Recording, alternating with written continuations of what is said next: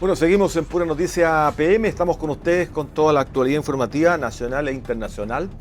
Ha llamado la atención desde el punto de vista noticioso, histórico, ¿no?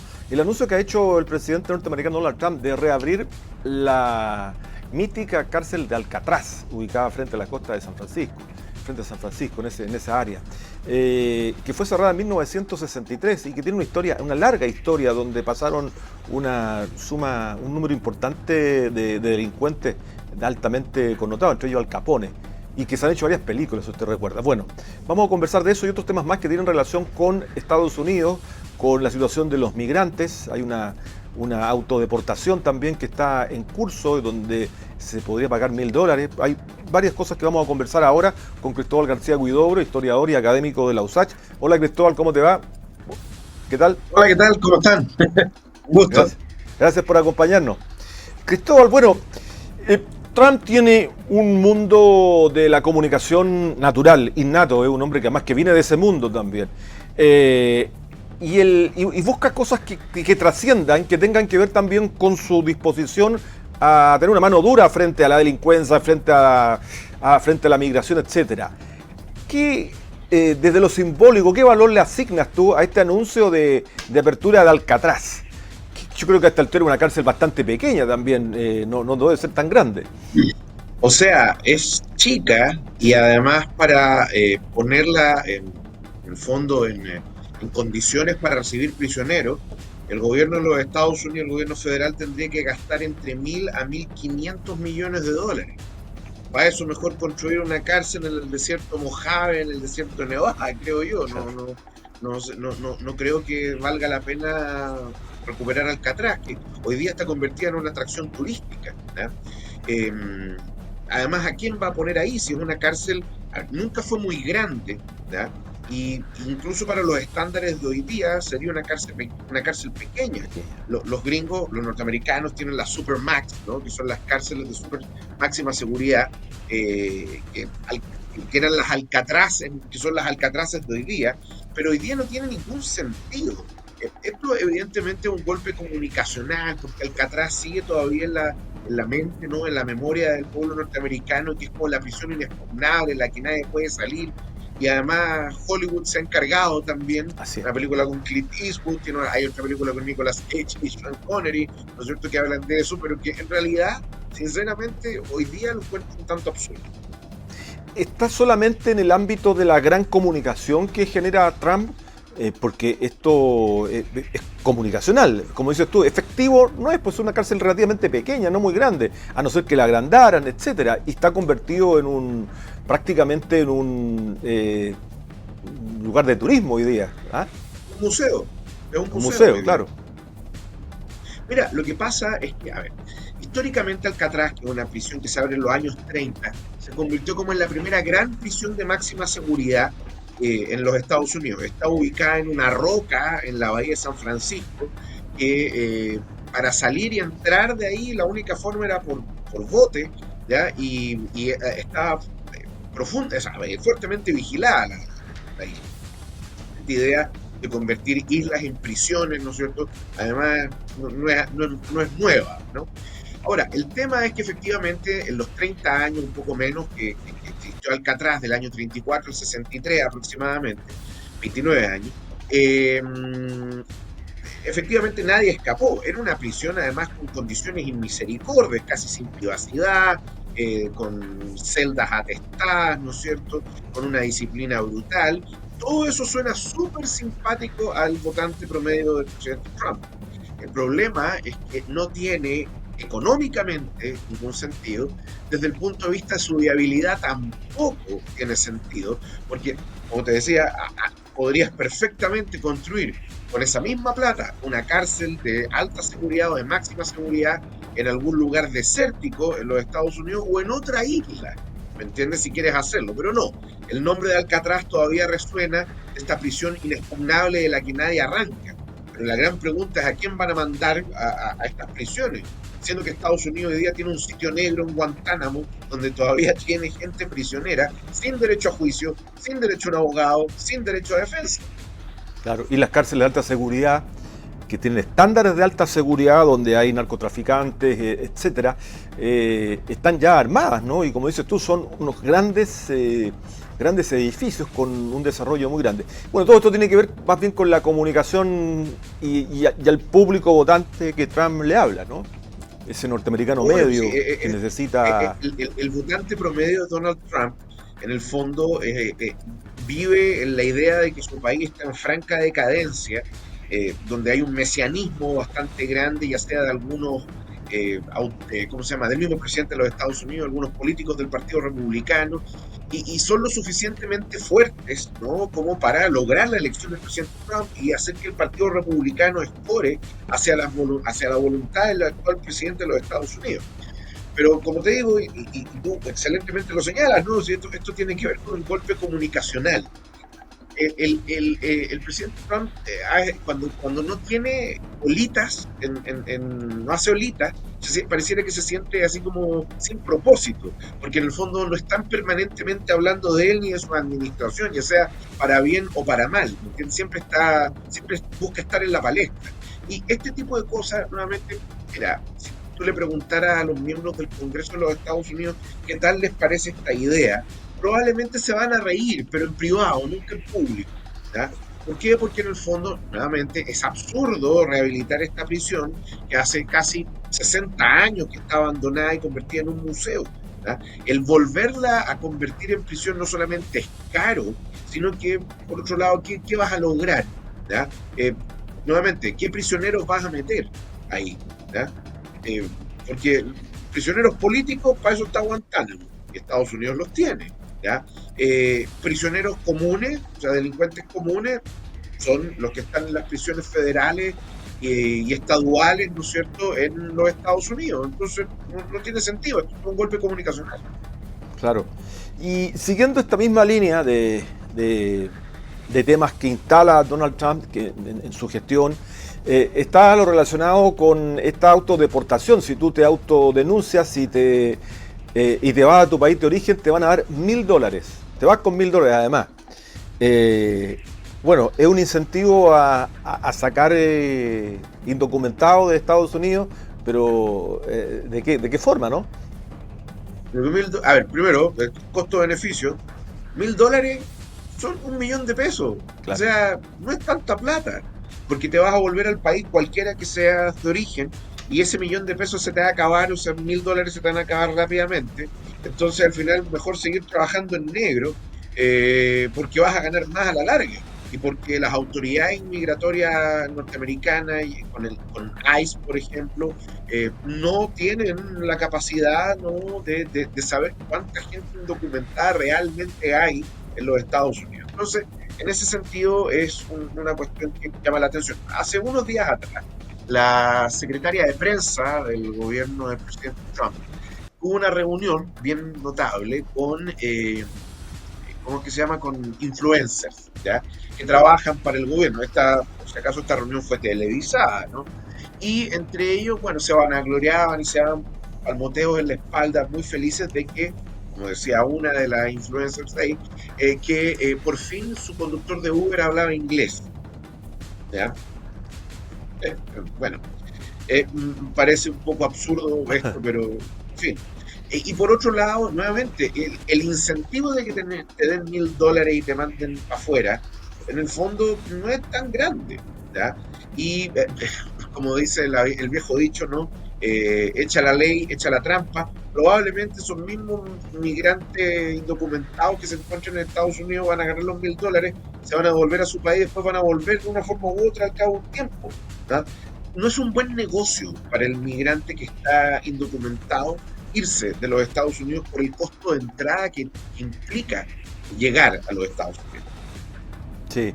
Ahora, lo que uno le gustaría saber es qué tan efectiva esta policía que se ha generado anti-migrantes, ¿no?, que funciona. Estaba revisando que hay, bueno, no está de más señalar que hay chilenos que están involucrados también, que han caído indocumentados en Colorado, sin ir más lejos. A ver, se vive también, por otra parte, también una psicosis, yo creo, para aquellos que están indocumentados, de que no te vayan a pillar, que te van a deportar. Es todo un tema también que se va instalando, pero tú bien dices algo, no se sabe qué cantidad de indocumentados hay. Se habla de 10 millones Sí, y más. bueno, nosotros andamos más o menos igual, pero con una escala un tanto menor y Claro. con una economía más chica por lo demás. Pero a esto yo le agregaría, ¿no es cierto?, otra cosa. A ver, el tema es que, a ver, nuevamente, el costo que significa para un inmigrante ilegal llegar a los Estados Unidos es tan alto, ¿ya? Esto es así como matemáticas Sí, po. relativamente básicas y economía básica. El costo que tú invertiste en llegar a Estados Unidos es tan alto que el recuperar tu inversión no solamente se va a demorar, sino que estuviste dispuesto desde un inicio a entrar de ilegal a uno de los países que tienen las políticas migratorias Más dura. más difíciles, ¿no? Más complejas a nivel mundial. Uno.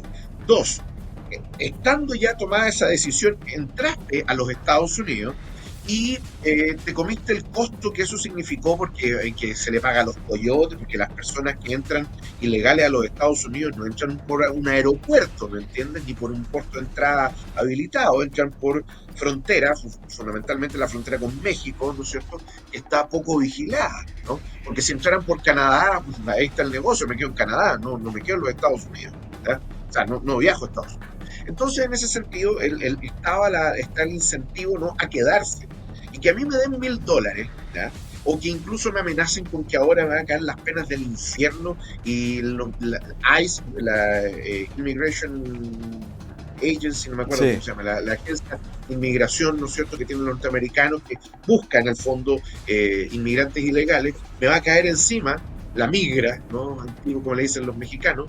Da lo mismo, porque estuviste dispuesto a incluso perder tu vida con tal de llegar a Mm. Estados Unidos. ¿Qué es lo peor que te van a hacer? ¿Te van a mandar a prisión? Bueno, los norteamericanos no tienen cárceles para meter prisioneras a personas que son inmigrantes indocumentados. Lo único que pueden hacer es mandarlos a sus países de origen. Y eso ya es complicado porque es caro y lento. Entonces, en el fondo, estas nuevamente son políticas para la galucha, perdonando la expresión Sí. coloquial, ¿no es cierto?, para la galería, ¿ya? Y en el fondo para el votante promedio de Donald Trump, porque Donald Trump va a decir, ven lo que estamos haciendo todo esto. Pero lo más notable de todo es que no importa cuánto hagan, nunca van a llegar a buen puerto y tampoco las políticas se van a terminar. O sea, no por nada, pero hasta el día de hoy están construyendo el muro, ¿no? Y que lo iba a pagar México. No hay que olvidar eso. Sí, exactamente. Oye, y desde la perspectiva nuestra de chileno y que tiene que ver principalmente con Visa Waiver, donde se ha conocido una cantidad importante de delitos que han cometido, bueno, delincuentes chilenos, Chilenos, delincuentes sí. internacionales, y que ha afectado de alguna manera la imagen. Yo no sé si efectivamente al final se va a cerrar la Visa Waiver, pero eso ha abierto una llegada a Estados Unidos que genera una facilidad mayor para muchas personas, ¿no? Y que algunos O se han sea, quedado allá, pues. el hecho que un chileno le haya robado el equivalente ministro, ¿no?, a la secretaria de Seguridad Nacional de los Estados Unidos, Es grave.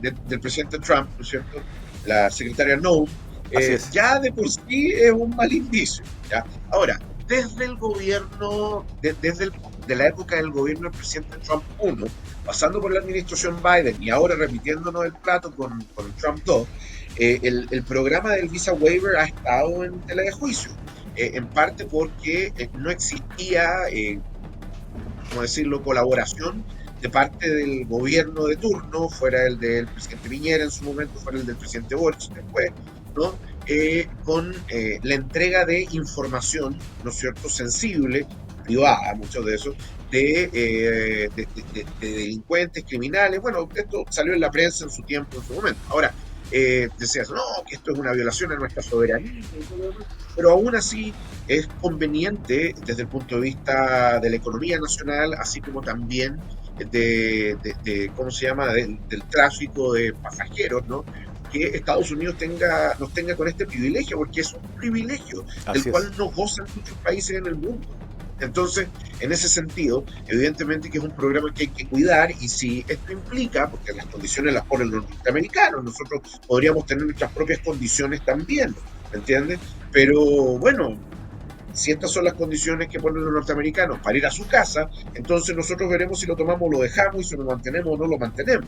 Pero sería humillante, ¿no?, para nuestro país que nos quitaran el privilegio de la visa waiver, porque eso en el fondo denota la capacidad que tiene nuestro gobierno de controlar la criminalidad y también evitar que vaya a los Estados Unidos, o por lo menos entregarle la información a las autoridades norteamericanas para que estén atentas de que determinados personajes malacatosos, ¿no es cierto?, están viajando a los Estados Unidos.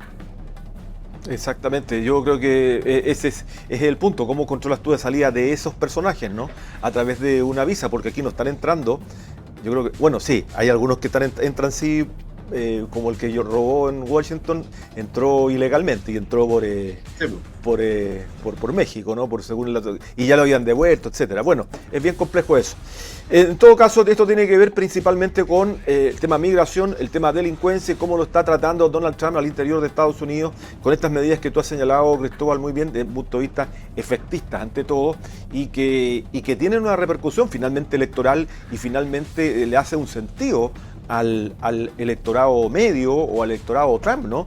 Que, como dices tú, ve que Estados Unidos es un país que está absolutamente en deterioro y hay que controlar ese deterioro, visto hacia ellos mismos, ¿no? Bueno, esa fue la plataforma en 2017, perdón, 2016, y es la plataforma ahora, así que en realidad no hay mucha distinción.